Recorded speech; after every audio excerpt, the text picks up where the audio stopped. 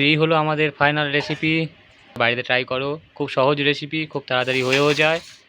তো চলে এলাম আরও একটা নতুন ভিডিও নিয়ে, নতুন রেসিপি নিয়ে। আজকে আমরা দেখাবো সর্ষে রুই, নতুন একটা রেসিপি। তো চলো দেখা যাক কিভাবে করা যায়। খুব সুন্দর টেস্ট হয় আর খুব তাড়াতাড়ি তোমরা ঘরে বানিয়ে ফেলতে পারবে।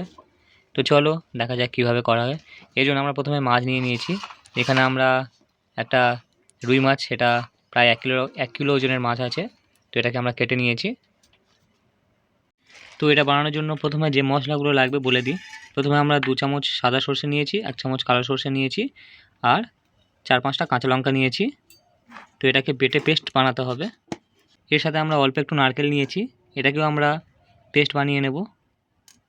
আর তার সাথে নিয়েছি আমরা এখানে 2 চামচ পোস্ত, টুকরো আদা, আর অল্প 6-7টা রসুন।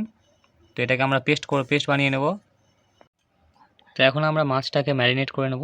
তার জন্য আমরা দিয়ে দেব লবণ। এখানে অল্প করে একটু লবণ দেব আমরা প্রয়োজন মতো। তার সাথে আমরা এখানে দিয়ে দিলাম 1 চামচ হলুদ গুঁড়ো, আর দিয়ে দিলাম 1 চামচ লঙ্কার গুঁড়ো। এখানে আমরা সর্ষের তেল দিয়ে দিলাম।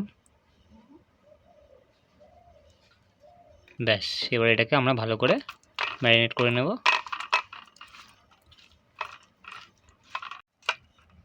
ব্যাস, খুব ভালো করে আমরা এটাকে ম্যারিনেট করে নিয়েছি। এবার এটাকে রেখে দেব, ততক্ষণ আমরা পেস্টগুলো বানিয়ে নেব।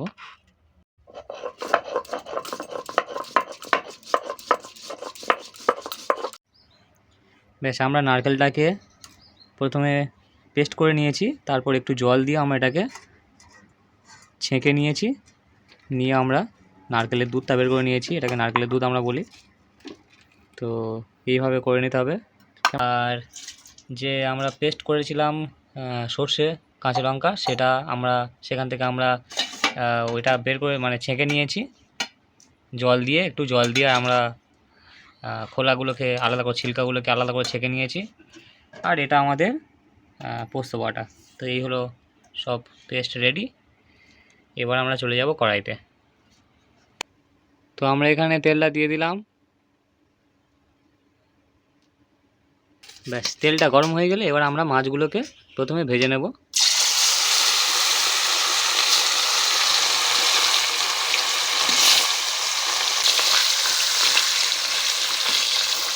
ব্যাস, মাছগুলো আমরা খুব ভালো করে ভেজে নিলাম। এবার মাছগুলোকে আমরা তুলে নেব।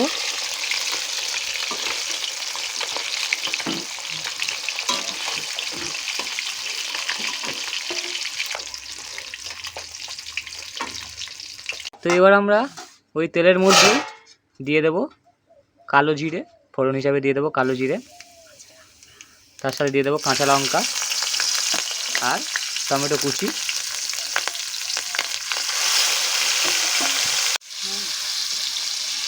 তো এবার আমরা এর সাথে এরপর দিয়ে দেবো আদা রসুনের পেস্ট, সেটা আমরা আগে থেকে বানিয়ে নিয়েছিলাম।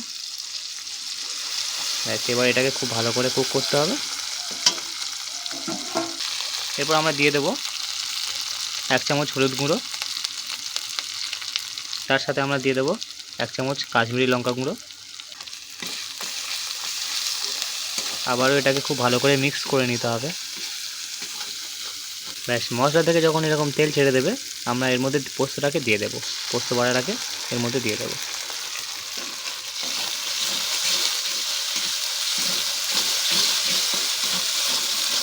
দিয়ে আবারও আমরা কিছুক্ষণ কুক করে নেবো এইভাবে। এবার আমরা নারকেলের দুধটাকে দিয়ে দেবো এর মধ্যে। এই সঙ্গে আমরা সর্ষেটাকেও দিয়ে দেবো। সর্ষে কাঁচা লঙ্কা থেকে যেটা আমরা বের করে রেখেছিলাম, ছেঁকে নিয়েছিলাম, সেটাও দিয়ে দিলাম এর মধ্যে। একটু বেশি করে জল দিয়ে ওটা ছেঁকেছিলাম, তাই একটু জলের ভাবটা একটু বেশি লাগছে। ওটাই আমাদের গ্রেভি হয়ে যাবে।